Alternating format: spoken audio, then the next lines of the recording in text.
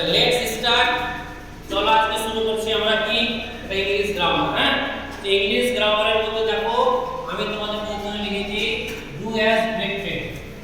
এর মানে হচ্ছে কি নির্দেশ অনুসারে কি উত্তর দাও। নির্দেশ অনুসারে বলতে কি যে কিছু দেখতে পাচ্ছ তোমরা যে ব্র্যাকেটে কিছু দেওয়া হয়েছে, এই যে ব্র্যাকেটে যেগুলো দেওয়া হয়েছে সেগুলোকে আমরা সঠিকভাবে ব্যবহার করব শূন্যস্থানের মধ্যে, এবং তার পরেও ব্র্যাকেটে কিছু দেওয়া আছে যে টেন্সের পরিবর্তন, এগুলো আমরা শিখব। এই 10টা এখানে পুরো গ্রামার আছে, এই 10টাকে আবার কিভাবে শিখবো এখান থেকে আরো অনেক কিছু শেখা কিন্তু যাবে। আচ্ছা, তো এখানে দেখো তোমরা প্রথমে যে বাক্যটা আছে একটু এটা বোঝাচ্ছিলাম যে জ্যাক কি আছে লেখা এখানে জ্যাক। তো জ্যাকের নাম, তো জ্যাকের পরে কি বসবে? হ্যাড বসবে না হ্যাড বসবে? হ্যাড। এখানে হ্যাড বসতো, মানে হ্যাড বসবে কখন? হ্যাড বসবে যদি এখানে আমি কথা লিখে এখানে যে লাস্ট সানডে, যে গত রবিবার, যে জ্যাক গত রবিবার পার্টিতে মজা করেছিল, তাহলে হ্যাড হলো।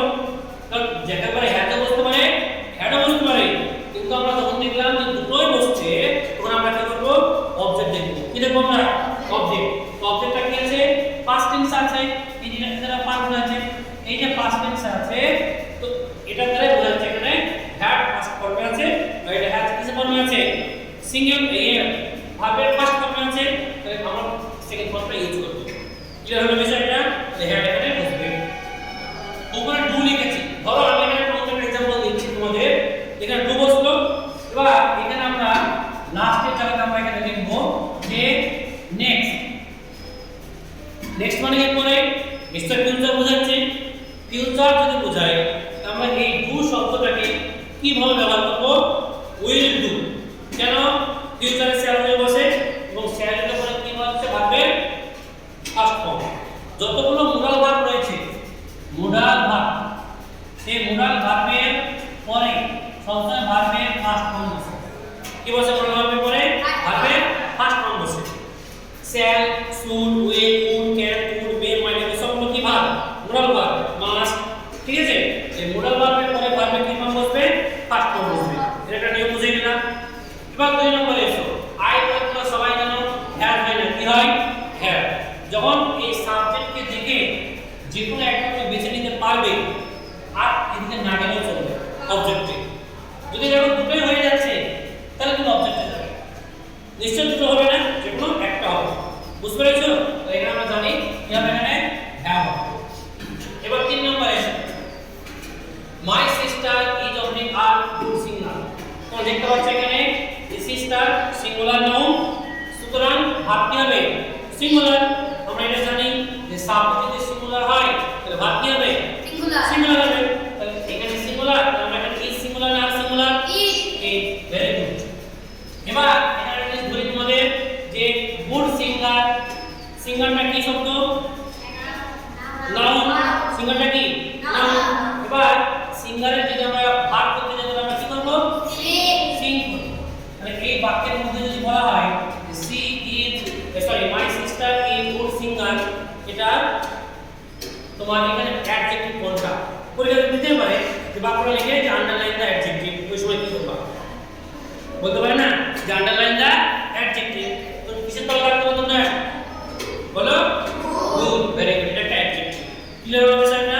আর মনে রাখবা যে অ্যাডজেক্টিভ বা an adjective is used before কাকে ব্যবহার করা হবে? Adjective noun. সবসময় মনে রাখবা যে অ্যাডজেক্টিভ ইউজ কোথায় হয়? নাউনের আগে বা প্রোনাউনের আগে। মনে থাকবে কি থাকবে না? আচ্ছা, এবার চলো। তবে মনে রাখবা নাউনের আগে বেশি হয়। এবার 4 নাম্বার দেখো এখানে আছে যে Tom and Peter is awfully our best friend. Tom এবং পিটার এখানে কয়জন আছে বাবু? দুইজন আছে। তো দুজন আছে মানে কি সাবজেক্ট কি সিঙ্গুলার না প্লুরাল আছে? তাহলে ভার্ব কি হবে? প্লুরাল হবে। তাহলে এখানে কি বসবে? আর বসবে। 5 মিনিটের জন্য আর বসবে। কি বসবে? আর বসবে। ক্লিয়ার হলো? ক্লিয়ার হলো না? 5 মিনিটের জন্য যাও, বড়টা যদি বড়টা 5 মিনিট যে 10 মিনিট ছোট দিন না।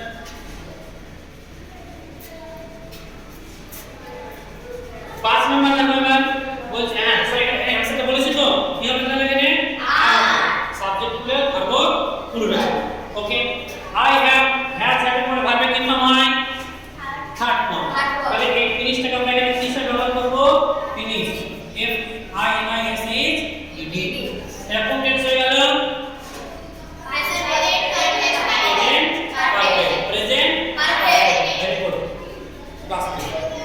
some will এর উপরে চেঞ্জ বসে তো ভার্বের কি ফর্ম বসে ফার্স্ট ফর্ম বললাম না মনে হওয়ার পরে ভার্বের ফার্স্ট ফর্ম বসে বললাম না এটা কি মনে ভাব না ক্লিয়ার হলো বিষয়টা he went to school simple present টেন্সে করতে বলেছে তোমরা কি হয়ে যাবে এখানে went এর সময় কি হয়ে যাবে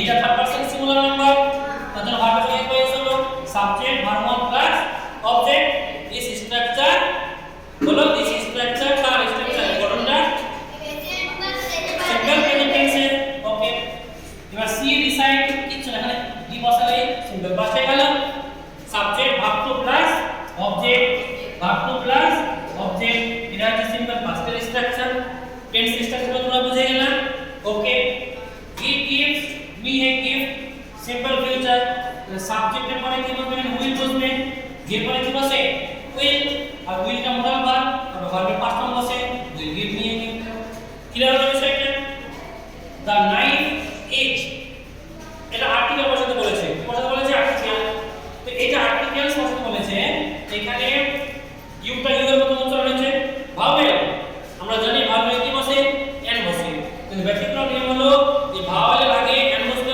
উচ্চারণটা ইউ এর মতো হয় হ্যাঁ ইউ বলতে কোনটা এই যে হস্যই এই ইউ এর মতো উচ্চারণটা হয়ে যায় তাহলে আমরা এখানে এ বসাবো কি বসাবো এ আর এখানে দেখো what he lost was only one rupee note একটা রুপির নোট শুধুমাত্র হারিয়েছে তাহলে a 1 রুপি হবে তাহলে a কেন হলো এটা ভাবেন ওয়া এই যে ওয়ার মতো উচ্চারণ হচ্ছে কি হচ্ছে না তার জন্য এখানে কি হয়ে গেল a হলো আসলে দোষটা